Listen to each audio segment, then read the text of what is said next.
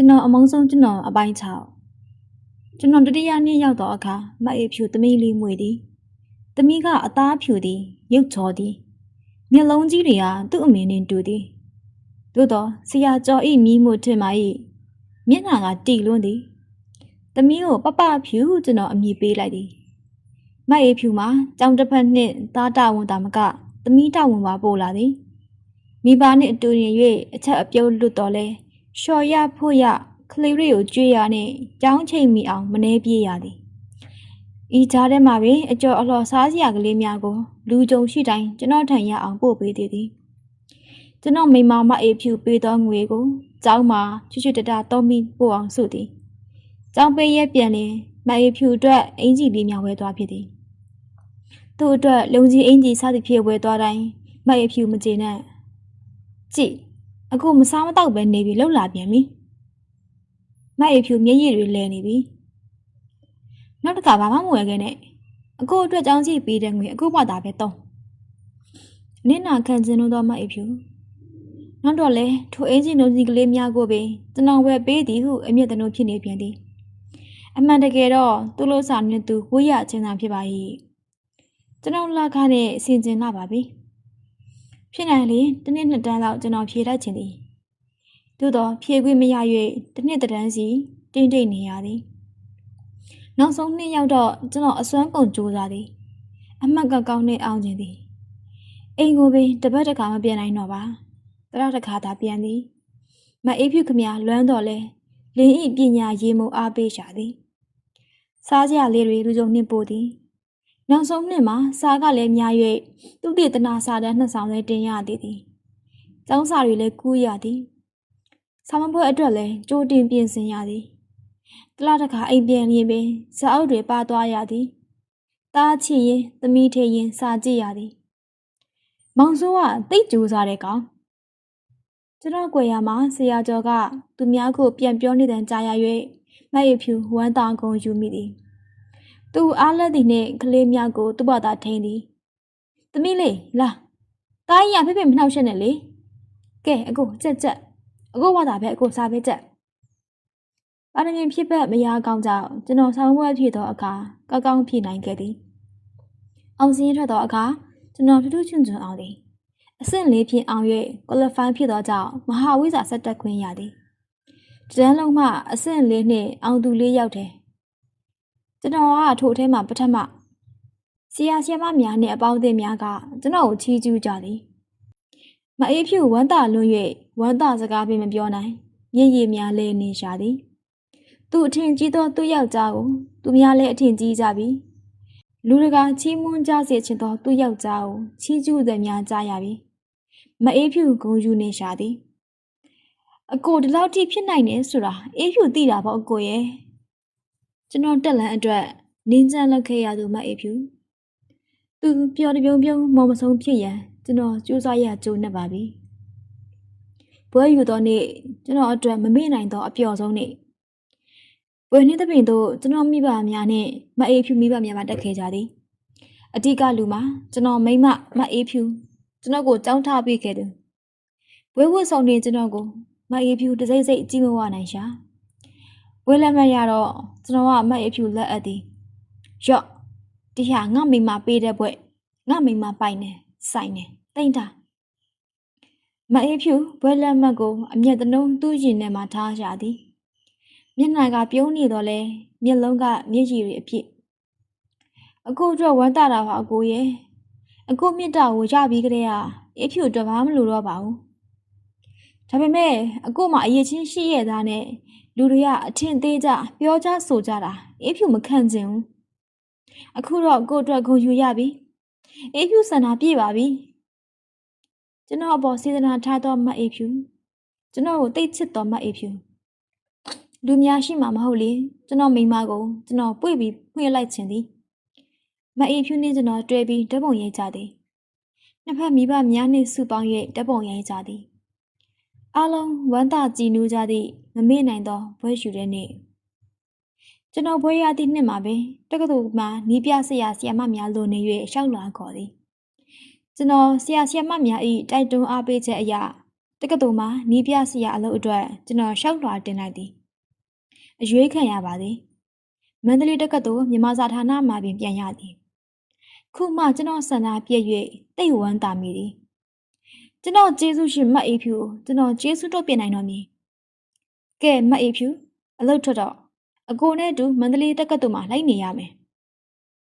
ကျွန်တော်အတန်ကအထက်ကြီးဆန်တော့လည်းမတက်နိုင်ဤသို့ပြောဖို့အချိန်ကျနေပြီ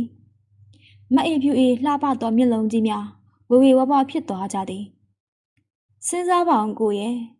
အလုပ်ထွက်ပြရအောင်နှမျောစရာနှစ်ယောက်လှုပ်စားဆိုတော့ကလေးတွေပညာသင်ကြားရေးနဲ့နောက်ရေးအတွက်ပုံမကောင်းလားမကောင်းဘူးမအေးဖြူဒီလောက်ကိုဘာလို့တော့မှတ်နေရလဲအော်အကိုရဲ့ဒီအလုပ်နဲ့အကိုကိုကြောင်းထားပေးခဲ့ရတာလေနောက်ပြီးဖေဖေစီစဉ်ထားတဲ့ဖေဖေအရိုက်အရာလေးအေးဖြူကိုတိုင်ရလဲကလေးတွေကိုပညာသင်ပေးရတာပျော့တယ်မအေးဖြူပေးမနာပေါ့ကွာသားနဲ့သမီးရတစ်ဖက်ချက်ပြုတ်ရကြောင်းသွားရနဲ့အလုံးလုံးတဲ့အိမ်ရှိမှလည်းဒီလိုပါပဲကိုရဲ့အေးဖြူပေးမခံနိုင်ပါတယ်ကျွန်တော်စိတ်ပြက်သွားမိသည်သူ့အလောက်ကမထွက်ချင်သည်မှာတေချာသွားပါသည်ကဲဒါဖြစ်လေမအေးဖြူမန္တလေးမြို့ပေါ်ကကျောင်းတစ်ကျောင်းမှာပြောင်းဖို့ရှောက်ရမယ်အကိုခွဲမနေကျွန်တော်မအေးဖြူအေးဖြူကတာပြီးတော့အကိုနဲ့မခွဲချင်သေးတယ်ဒါပေမဲ့ဒီတရားဥမဆိုတော့မေမေတို့နဲ့တူတူနေရတာအဆင်ပြေတယ်လေအေးဖြူကြောင်းသွားရင်ကလေးတွေကိုမေမေရကြည့်ထားလို့ရတယ်ဆက်တာပြုတ်တာရှော့တာဖို့တာလဲမေမေနဲ့ညီမလေးတွေကအများကြီးလုပ်ပြီးတော့အေးဖြူပြန်လာရင်ကုညီညွန်လောက်ပဲလေမန်းလေးဆိုရင်အကိုရောအေးဖြူပါကြောင်းသွားတော့ကလေးနှစ်ယောက်ဘယ်သူကြည့်မလဲကျွန်တော်မဖြေနိုင်ပါခက်တာပဲကွာဒါကြောင့်မအေးဖြူအကိုကလှုပ်ထွက်စေချင်တာ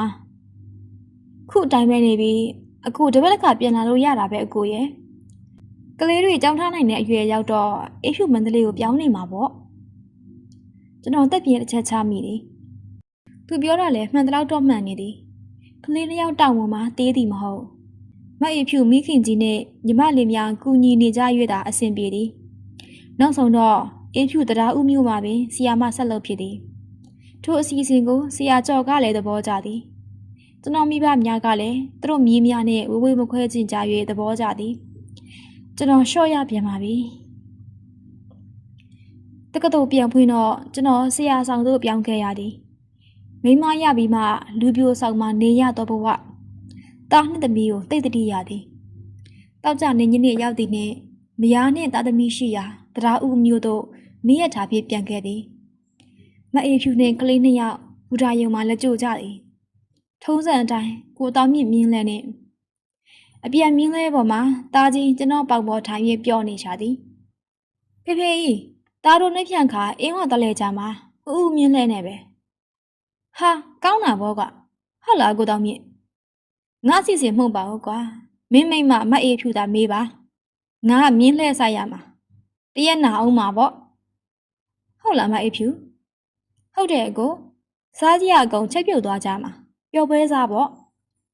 ဟာတိတ်ကောင်းတာပဲကွာပျော်စရာကြီးဘသူတွေပါအောင်မလဲမပါပါဘူးအေးဖြူတို့မိသားစု၄ယောက်ရဲ့အိမ်ကမမူနဲ့ကျူကျူရဲ့ကိုတောင်းမြင့်ရဲ့ပေါ့ကိုတောင်းမြင့်ခမရနေတော့မနာအောင်မြင်းလဲကပေးမှာပေါ့ဗျ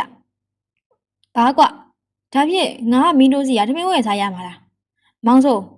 မင်းကတက္ကသိုလ်ဆရာဖြစ်မှမြင်းလဲကတွေဘာတွေလည်းမပြောနဲ့အဲ့ဒါဆိုရင်ငါမင်းတို့မိသားစုနောက်ဘယ်တော့မှလိုက်မပို့တော့ဘူးအာ sorry ဗျာ sorry ကျွန်တော်တောင်းပန်ပါတယ်ကိုတောင်းမြင့်ဒါမှမကျေနပ်သေးရင်တော့ခုတစ်ခါလို့ခမရ90ထပ်ပေးပေါ့ဗျာအေးကောင်းတယ်ပေးစီရရှိရင်ငါပဲပေးမယ်ပေးဗျာပေးဟုတ်တယ်ဦးပေးကျွန်တော်စိတ်ပေါက်နှင့်ပြောလိုက်သည်ကိုတားကြီးမောင်ပြုံးကပါလက်ဖြန့်တောင်းနေ၍ကိုတောင်းမြင့်နဲ့မအေးဖြူတို့ရည်ကြသည်ကိုတောင်းမြင့်သည်ကျွန်တော်တို့မိသားစုနှင့်ရေဆက်ပါလုံးလာပါ၏မအေးဖြူ၏ညီမလေးများဖြစ်သောမူမူနှင့်ကျူကျူကထမင်းအိုးဟင်းအိုးနှင့်စားတောက်စရာကြိုက်များရေဘူးများကိုချင်းနှလုံးနှင့်ထည့်၍ကိုတောင်းမြင့်မြင်းလဲပေါ်သို့တင်နေသည်တားကြီးမောင်ပြုံးကတော့ကိုတောင်းမြင့်ရှင်ကွေမှထိုင်၍မြင်းရိုက်ကြောက်ဖို့ကိုကင်ထားသည်မြင်းလဲမောင်းရန်အသည့်မအေးဖြူကပပဖြူကိုချီပြီးအိမ်ထဲမှထွက်လာသည်ထုံးစံအတိုင်းသမီးလေးမျက်နှာကတီတီတင်းသည်လာပပအန်တီစီလားမူကခေါ်သည်ပပဖြူကမလိုက် ဒါကြောင့်မို့စကဲအင်းကသူ့အမေကြီးကပြောတာတက္ကသိုလ်ဆရာသမီးမို့မာနကြီးတာတဲ့မျက်နှာကိုတင်းလို့နေမှာပေါ့မူမူကသူ့ခေါ်လို့မရရဲ့မကြေနဲ့အမှန်တော့တက္ကသိုလ်ဆရာသမီးမို့မဟုတ်ပါဘူးဟာဆရာကျော်မီမို့မျက်နှာတင်းတာပါအိမ်ပေါက်မှထွက်ကြည့်နေတော့ဆရာကျော်မကြောက်အောင်ကျွန်တော်တို့ပြောလာ၍သူ့သမီးများရေးကြသည်အားလုံးမြင်းတဲ့ပေါ်တက်ပြီးထွက်ခါနီးမှကျွန်တော်ညီထွန်းထွန်းစကဲအင်းမှဆက်ပိန်ဖြစ်ရောက်လာခဲ့သည်ငါတို့အင်းဝဘက်ကိုပြောပွဲစားတော့ကြမလို့ဟာမမေကမောင်ပြုံးကိုခေါ်ခိုင်းလို့ကျွန်တော်လည်းခေါ်တာတားမလိုက်ဘူးဦးတားရုံးနဲ့ဦးလိုက်ခဲ့လေမောင်ပြုံးကကိုတောင်းမြင့်ရင်ခွေမှာလှမ်းអော်သည်ဟာကောင်းတယ်ကွလိုက်မယ်ထွန်းထွန်းကဆက်ပိန်ကိုအိမ်ထဲသို့အပြေးထွက်တထားပြီးမြင်းလဲပေါ်သို့တက်သည်ကဲသွားမယ်နော်ဟဲ့မြင်းသွားစမ်းမြင်းလဲသမားမောင်ပြုံးကမြင်းမကိုကြာဖို့ဖြစ်အသာရဲလိုက်သည်အကျိုးဆောင်မြင်းမလေးကခွာစင်မှန်မှန်ပြေးလျက်လက်မတွေ့သမျှမြင်းလဲများကိုတားနှင့်ကိုတောင်းမြင့်ကလိုက်ရှောင်နေကြ၍ကျွန်တော်တို့အားလုံးအားပေးကြရည်ကြရသည်ပျော်စရာကောင်းသောပျော်ပွဲစားခရီးအင်းဝရောက်တော့မေနူအုပ်ကြောင်မှာစခန်းချသည်ဖះမြောက်ကိုဖူးကြသည်ယူရတန်ထိမ့်မှန်ကြောက်တုံကြီးကိုလည်းတွေ့ရသည်တားကြီးကတိတ်နာမလဲတော့လေအင်းဝသမိုင်းမှာထင်ရှားသောဘရင်များကိုပုံမြင်သူပြန်ပြောပြသည်အကိုငတိုက်ပြားကြောင့်ပြောပြပါကိုတန်းကြောင့်သားဖြစ်တော်ငငယ်ထွန်းထွန်းကတောင်းဆို၍သူတို့မင်းသားနှင့်တခိုးကြီးငတိုက်ပြားအကြောင်းပြောပြတော့တားကြီးမောင်ပြုံးသဘောကျသည်မေနူအုပ်ကြောင်ရောက်ပြန်တော့မနှက်စာစားကြသည်ဆဆာနှင့်စားရ၍အားလုံးထမင်းမိန်ကြသည်ပျော်ပွဲစားဆိုသည့်အတိုင်းပျော်စရာကောင်းသောထမင်းတနံ့မမေ့နိုင်သောထမင်းတနံ့ထမင်းစားပြီးတော့ရင်းနှွေးချမ်းတောက်ရင်လက်ဖက်စားတောက်ရင်နမတော်မေနူအကြောင်းကျွန်တော်ကပြောပြသည်စိတ်သက်တင်းမှလို့တဲ့သူ့ဘဝကပူလောင်ရှာမှာပဲနော်အေးဖြူမြင်ပုံပျော်ပုံလေးရချစ်စရာခတ်ထန်၍မာနကြည့်သောမေနူကိုကဲ့ရဲ့စကားမဆိုပဲတနာပို့လိုက်သည်ဘရင်ကပြောညံ့တာလေးပါပါတယ်ကျွန်တော်ညီထွန်းထွန်းကတော့ဘာကြည့်တော့ဘရင်ကိုမကျေနပ်နောက်ဆုံးတော့မမှန်တာမတရားတာလုပ်တဲ့သူတွေကစက်သိမ်မလှတော့ဘူးပေါ့ကွာကိုတော်မြင့်မှတ်ချက်ကလေးနက်သည်စားတောက်နာပြီးတော့မေနူအုပ်ကြောင်အတွင်မှာလှည့်ပတ်စီသည်ဒုနှင်းတင်နှင့်တိဆောက်ထားခဲ့၍ယနေ့ထက်တိုင်အခိုင်အမာတည်ရှိနေသောအုပ်ကြောင်၏လက်ရများကိုအံ့ဩမိကြသည်လက်မတော်မေနူဟာထက်မြက်တာတော့အမှန်ပဲကြည့်လေကျန်တဲ့အဆောက်အအုံတွေပြည့်စည်ကြပြီသူ့အုပ်ကြောင်ကတော့ပကတိအတိုင်းမပြတ်သေးကျွန်တော်ကချီးကျူးသည်ပယံဆရာတွေတော်တာပေါ့ကွာကိုတောင်းမြင့်စကားကြောင့်အားလုံးရည်ကြသည်ကျွန်တော်ကသားကြီးကိုထွန်းထွန်းထပ်မှပြောင်းကြည့်လိုက်သည်ငါသားကြီးကြီးရင်ဒီလိုအဆောက်အအုံတွေစောက်တဲ့ဘီသူကကြီးလောက်ခိုင်းမယ်စက်မှုတက္ကသိုလ်တက်ရမယ်အေးဖြူကတော့သားကြီးကိုဆရာဝန်မဲလောက်ခိုင်းမယ်သားကြီးကအမြဲတမ်းပြုံးနေတာစိတ်သဘောထားကောင်းတယ်စေတနာကောင်းတဲ့ဆရာဝန်လုပ်ရမယ်နော်သားကြီးမဟိဖြူကသူ့သားကိုဆရာဝန်ဖြစ်စေခြင်းသည်ကဲမောင်ပြုံးမင်းအင်ဂျင်နီယာလုပ်မလားဆရာဝန်လုပ်မလားပြောထွန်းထွန်းကသားကိုလှမ်းမိသည်သားကကျွန်တော်ထီထားရမှာကိုတောင်းမြင့်စီကိုလှမ်းကြည့်လိုက်သည်သားကတော့အူးလို့ပဲမြင်းလည်းပဲမောင်းကျင်တယ်ကောင်းတယ်ကိုတောင်းမြင့်ကလက်ကုပ်တီးပြီးချီကျူးတော့ကြောင့်အုတ်ကြောင်ထဲမှာလင်းတို့များလမ်းပြန်ကြသည်ကျွန်တော်တို့အားလုံးရည်ကြရသည်